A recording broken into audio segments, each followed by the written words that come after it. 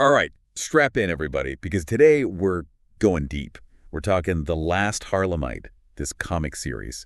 You know, the one that reimagines New York City after, well, after everything's gone sideways. Yeah, post-apocalyptic, but with a twist. Exactly. And we've got a lot to unpack. We've got the summaries for those first 4 books, right? Right. Plus, we've got some background on the main players, you know, the characters, and of The course, hidden creative team, the folks behind it all. the masterminds.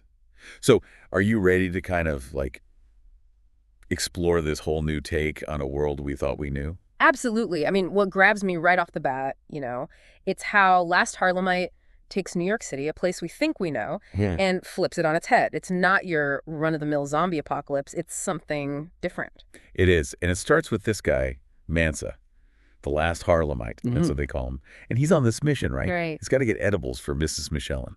Sounds simple enough. But in this world that's gone crazy, what does that say?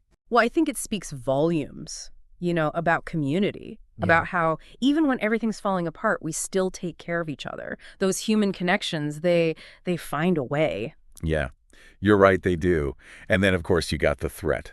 The dreaded rat zombies. That's what they call them. Rat zombies in New York. It's like, I don't know, it's just so fitting. Oh, it's perfect. It's not just some random monster, right? It's born from the environment. Like it's part of the city itself, And visually, the artists, they nail that. Gritty textures, those sharp lines. The rat zombies, they're like this twisted reflection of the urban landscape. And then book 2 comes along, and we get this glimpse into how this community in Harlem, how they came to be. Yeah. You know, we learn about Mansa's father and the whole bunker situation. Oh, yeah. This bunker, though, it's not just some hideout. No, it's definitely not. It suggests they knew, right? Like they knew what was coming. Maybe they even had some kind of premonition.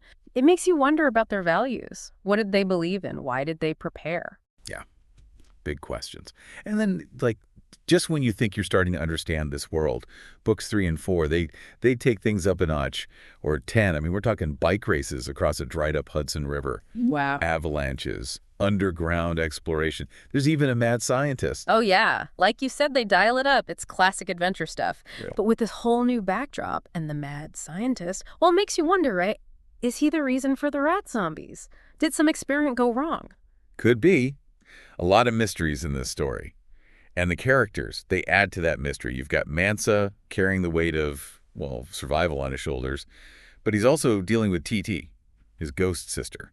What do you make of that whole supernatural element? I think it adds this whole other dimension emotionally. It's not something you usually see in post-apocalyptic stories. And it makes you ask questions about TT. Is she helping him? Or is she holding him back?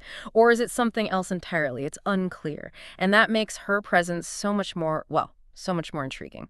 Yeah, for sure. And then there's Benzo, Mansa's dog, loyal as can be.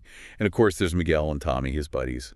They provide that sense of camaraderie. They do. They really ground him. They show us that even in the darkest times, human connection, even animal connection, keeps us going. It's what makes us human. Absolutely. We got to talk about the artists who bring all of this to life. You know, the writer, Jeff Carroll, he sets the stage. But then you've got Rustico P. Limosnero, the illustrator. His art, it just brings it all to life. Right. And then you got the color work, Andres Berticini. The colors are, I don't know, they're so intense. The contrasts, the shadows, the light. It all comes together. It does. It creates this atmosphere like you're right there with Mansa in that world. It's a team effort. Carroll with the story, then Limosnero builds the world visually, and then Berticini, he uses color to infuse it all with emotion. It's brilliant. So we've explored these first 4 books. Yeah. What's the biggest thing that stood out to you? What's sticking with you about The Last Harlemite?